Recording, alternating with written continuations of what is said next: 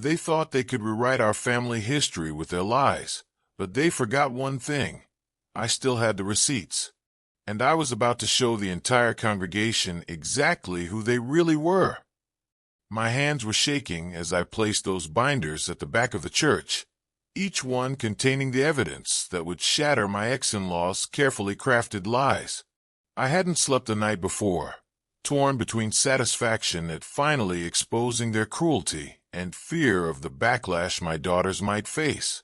But watching my youngest daughter cry in that market, surrounded by self-righteous strangers who felt entitled to judge her grief, had been the final straw. Some lines should never be crossed, and they had trampled over every one. The fallout was swifter and more dramatic than I could have imagined. By midweek, my phone was blowing up with messages from church members I hadn't spoken to in years. Most were apologetic, expressing shock at what my ex-in-laws had done. A few remained judgmental, suggesting that while my ex-husband's infidelity was inexcusable, divorce was still a sin in their eyes. I deleted those messages without responding. What I didn't expect was a call from Pastor Mitchell himself. In the 15 years I'd known him, he'd always maintained a polite distance, clearly more comfortable with my ex-husband's family than with me. So when his name flashed across my screen that Wednesday evening, I nearly didn't answer. "Hello, Lisa," he said, his voice grave. "I was hoping we could talk, not as pastor and congregant, but as two people who care about the truth." We agreed to meet at a small coffee shop halfway between our homes, neutral territory where neither of us would feel at a disadvantage. When I arrived, he was already there, looking older and more tired than I remembered. The confident preacher I knew from the pulpit seemed diminished somehow, hunched over his coffee cup like it contained answers he desperately needed. "What your in-laws did was unconscionable," he said after we'd exchanged awkward greetings. "I should have questioned their story more thoroughly. The inconsistencies were there, but—" He trailed off, looking ashamed. "They've been pillars of our community for decades. I trusted them. And you didn't trust me," I finished for him. "It wasn't a question." He nodded slowly. "That's fair. I made assumptions based on your reluctance to participate in church activities in recent years." I almost laughed. Reluctance was a polite way of describing how I'd gradually backed away from a community that seemed more interested in enforcing conformity than offering genuine support. But I kept that thought to myself. "They're claiming now that the evidence was fabricated," he continued, "that you manipulated images and texts to frame your husband and them." This time I did laugh, the sound sharp and bitter in the quiet cafe. "Of course they are. Let me guess, they're also claiming I somehow forced their son to sign a legal affidavit admitting to his infidelity during our divorce proceedings? Or maybe I hypnotized them into sending those hateful messages to my daughters." Pastor Mitchell had the grace to look embarrassed. Most people don't believe them. The evidence was comprehensive, but they still have supporters. People who find it easier to believe you're vindictive than to accept that two elderly church members could be so cruel. "I don't care what they believe," I said, and was surprised to realize it was true. "My only concern is protecting my daughters."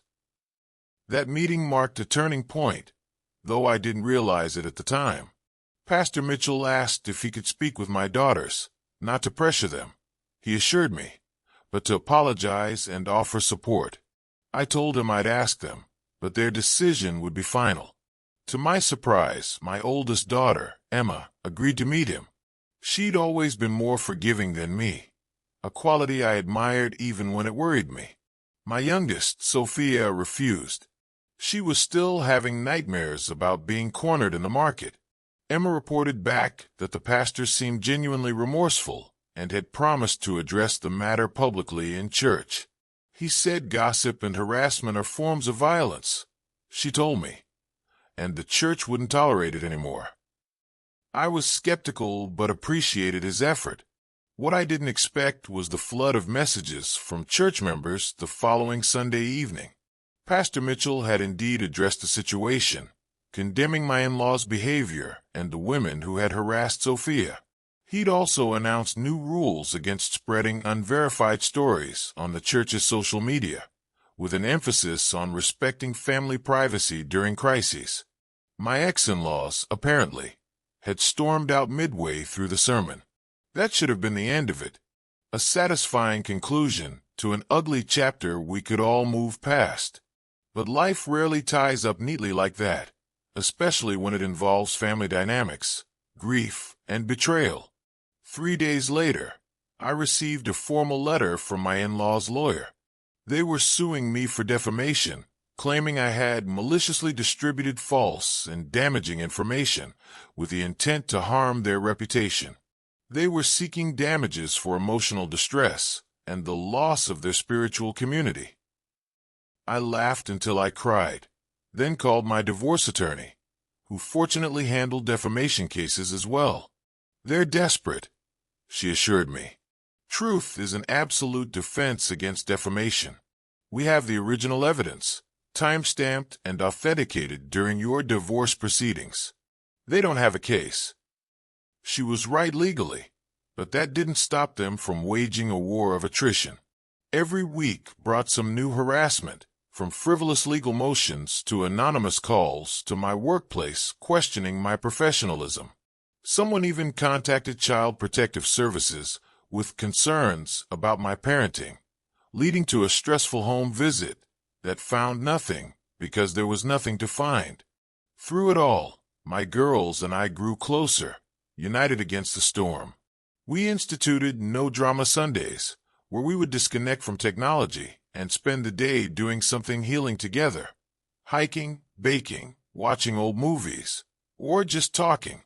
Those Sundays became sacred to us, more meaningful than any church service I'd ever attended. Then came the day I opened my mail to find a letter from my ex-husband's life insurance company. Despite my ex-in-law's claims about inheriting the policy, the truth was more complicated. My ex had never updated his beneficiaries after our marriage. I was still listed as the primary beneficiary, with our daughters as secondary beneficiaries. His parents weren't mentioned at all. For days, I agonized over what to do. Legally, the money was mine. Morally, I wasn't sure. My ex had betrayed me in the worst possible way, but he was still my daughter's father. And despite everything, I knew financial security had always been important to him. In the end, I set up 2 trust funds, one for each of my daughters, accessible when they turned 25. I kept nothing for myself. I had my career and my savings. I didn't need or want his money, but my daughters deserved that security for their future. I did, however, keep a small portion aside in a separate account. That money I earmarked for something specific: professional therapy for my ex's sons. Those boys had lost both parents and were being raised by distant relatives who, from what I could gather, were doing their best but struggling financially. Whatever my feelings about their father's choices, those children were innocent, and they were my daughter's half-brothers, whether any of us had come to terms with that reality yet. When I told my daughters about my decision, their reactions surprised me. Emma, always the compassionate one, simply nodded as if she'd expected nothing less. Sophia, still raw with anger, initially refused to discuss it, but 2 days later, she came to me with tears in her eyes. "Do you think someday I might be able to meet them?" she asked hesitantly. "Not now. I'm not ready. But maybe someday." "Whenever you're ready," I assured her. There's no timeline for healing. My ex-in-laws learned about the insurance policy when they received formal notification that a trust had been established for their grandson's therapy. Their lawyer contacted mine immediately, demanding the entire sum be turned over to them as my ex's rightful heirs. My lawyer's response was a masterpiece of professional restraint, detailing exactly how groundless their claim was and warning them against further harassment. She also included a final olive branch, an offer to establish a structured visitation schedule with my daughters, supervised and contingent upon their completion of family therapy. They rejected it outright, calling it insulting and demanding unrestricted access. When I showed the letter to my daughters, Emma shrugged.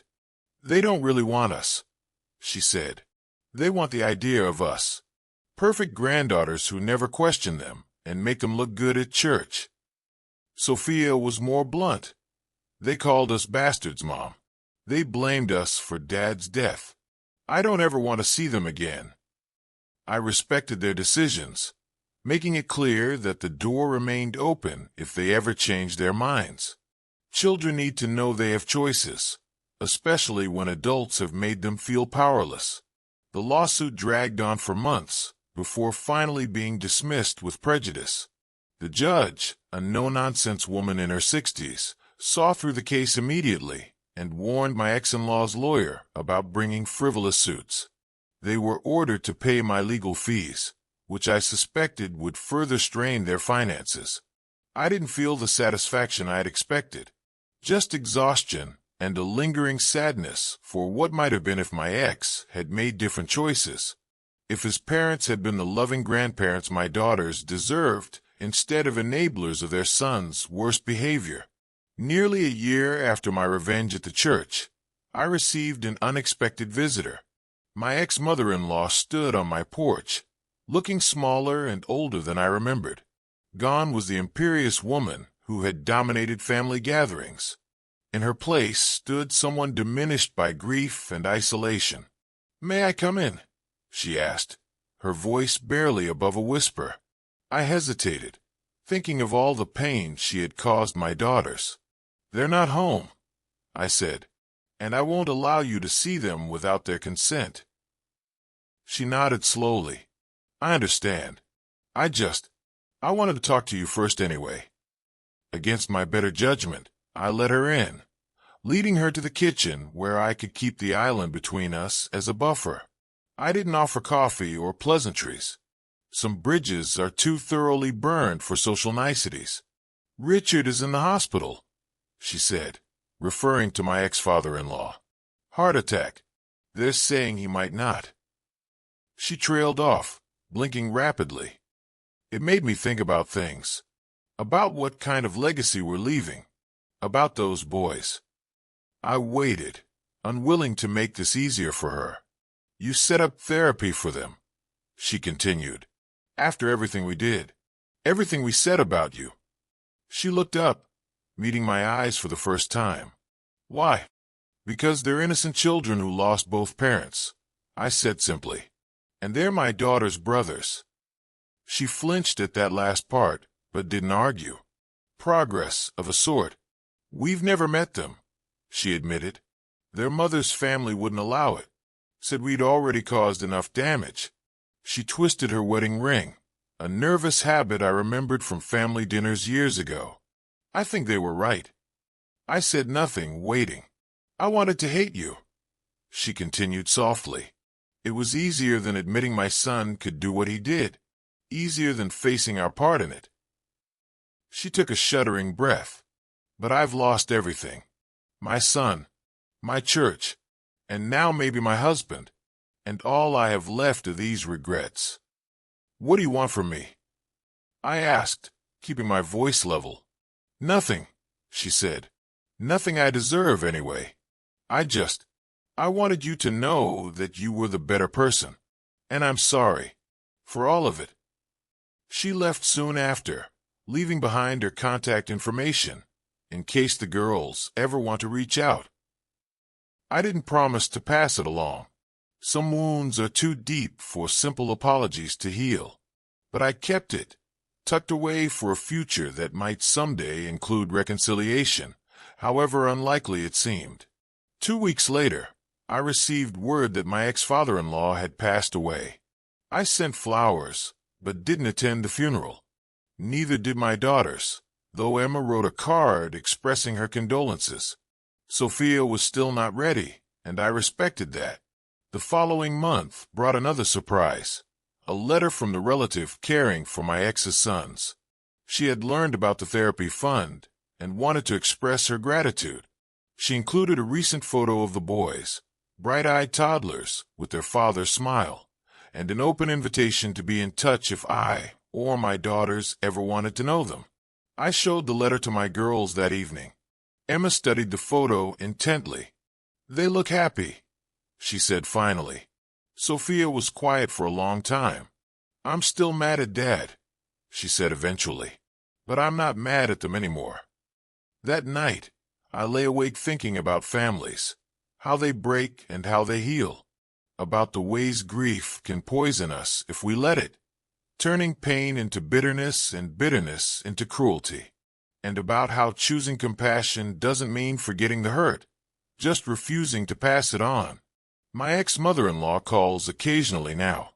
Brief, awkward conversations that neither of us quite knows how to navigate. She's seeing a therapist herself, she tells me, learning to separate her love for her son from the choices he made, learning to take responsibility for her own actions. Emma has spoken to her twice on the phone. Sophia still isn't ready. I don't push either of them. Last month, on what would have been my ex-husband's birthday, we visited his grave together, not out of obligation, but as part of our healing journey. We brought no flowers, made no speeches. We simply stood there, acknowledging the complicated tangle of love and hurt and anger and grief that bound us to this man who had shaped so much of our lives through both his presence and his absence. Afterward, we went for ice cream, talking about everything and nothing, normal family stuff, and I realized that's what we are now, not a broken family or a perfect family, but simply our own kind of family, one that has weathered terrible storms and emerged changed but intact. The lawsuit is long behind us.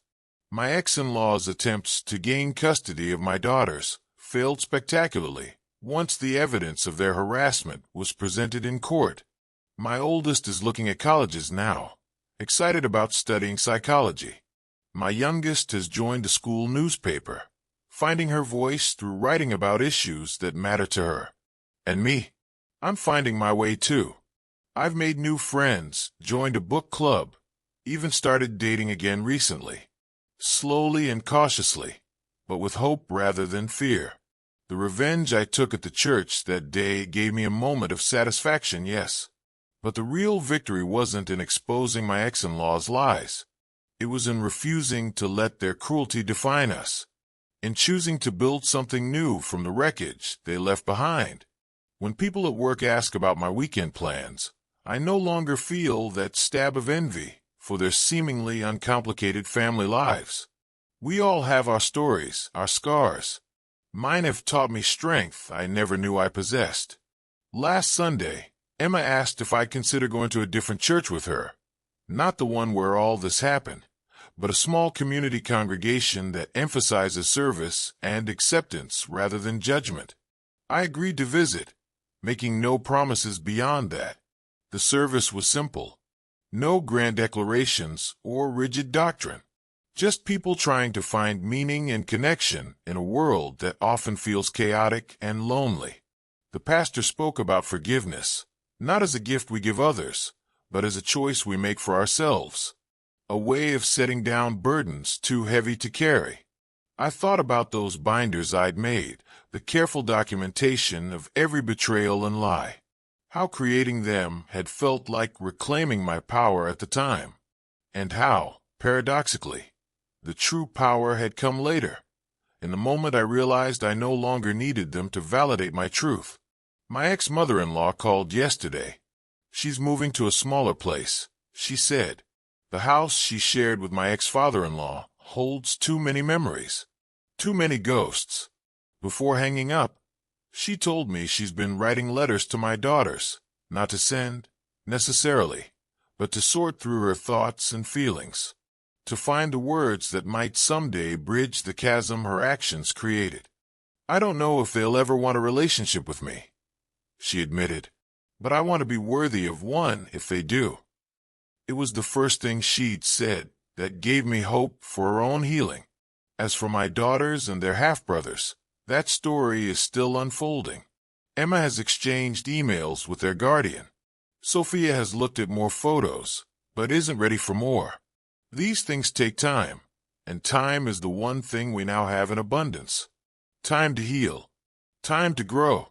Time to create the family bonds that matter to us, regardless of blood or obligation. My revenge exposed the truth, yes.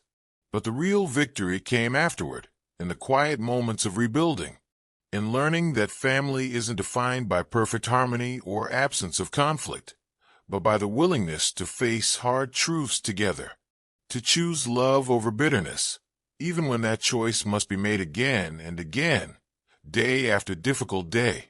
Sometimes I think about those women in the market, so certain of their righteousness as they surrounded my daughter. I wonder if any of them have questioned their assumptions since then. Learn to listen before judging. I hope so. Not for my sake, but for theirs. Because that's the thing about revenge. It may satisfy in the moment, but it's how we live afterward that truly matters. Whether we remain trapped in cycles of hurt and retaliation, or find the courage to chart a different path. My daughters and I chose the latter. It wasn't easy. It still isn't some days. But each step forward takes us further from the shadows of the past and into a future of our own making. And that, more than any momentary satisfaction of exposing lies, is the sweetest revenge of all. Living well, on our own terms, with our hearts intact. The scars remain, of course. They always will. But scars are just evidence of healing. Proof that we survived something that tried to break us. And in the end, isn't that the greatest revenge? Not just surviving, but thriving. Not just exposing others' lies, but living our own truth. So if you ask me now if my revenge was worth it, my answer is both yes and no. Yes, because it stopped the harm being done to my daughters. And no, because the real healing began only after I stopped focusing on making others pay and started building something new from the broken pieces. That's the thing about revenge that no one tells you. It's not an endpoint, but a fork in the road. One path leads to more bitterness, more pain. The other leads to healing, to growth, to a life reclaimed on your own terms. My daughters and I, we chose the second path. And despite everything, or perhaps because of it, we're finding our way to something that feels, unexpectedly, like peace.